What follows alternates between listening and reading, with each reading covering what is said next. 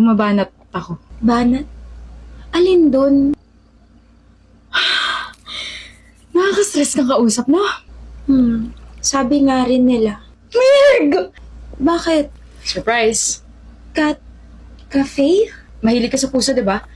Naalala ko kasi kung paano mo ipat yung stray cat na malapit sa school natin. So, ayun. Dito tayo mag-uusap, tsaka dito natin tatapusin yung paper. I'm so sorry, Primo, pero I have to do this. Forget the paper muna, okay? Makikisaya muna ako ngayon sa mga pusa.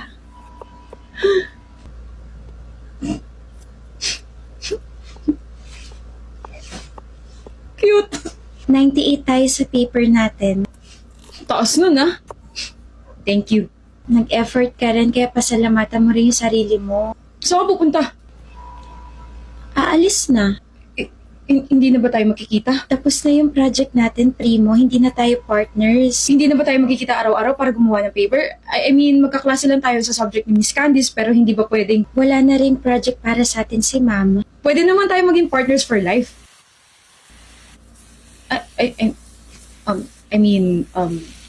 Partners for life. Partners as friends. Kasi, di ba, friends na tayo. Medyo nakakahiyang itanong to, pero kasi na-observe ko na parang iba na yung trato mo sa akin, tsaka parang iba ka na. Gusto mo ba ako, Primo? Ang straightforward mo naman magtanong. Kasi gusto kita. Medyo confused pa nga ako kasi sabi ko, crush kita dahil hindi ka na nalilate. Pero days later, ikaw na naman yung bukang bibig ko sa best friend ko. Tapos sabi ng best friend ko, isipin ko raw kung ano yung mga nagbago sa akin simula na nakilala kita. Doon ko raw malalaman kung gusto kita or hindi.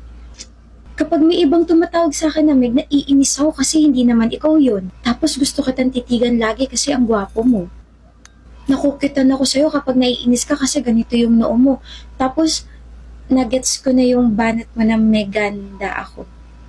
Late pero kinilig ako.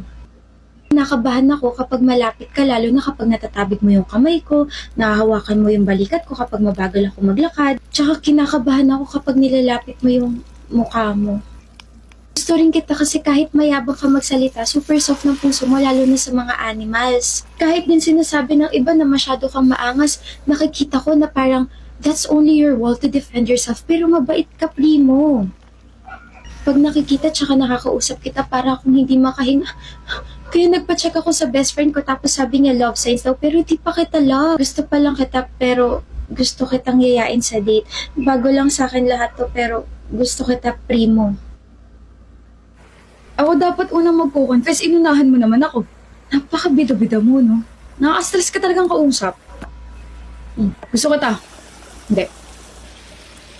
Mas gusto kita. Hindi pwedeng mas nakakalama ka kaysa sa akin. Okay? Gusto kita kasi ang lovable mo as a person.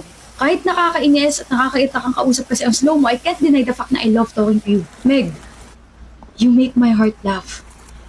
Napaka-pure ng soul mo, napaka-pure ng ngiti mo, napaka-pure ng mga mata mo. Hindi ko in-expect na ganito ako magko-confess kasi nag-practice na ako eh.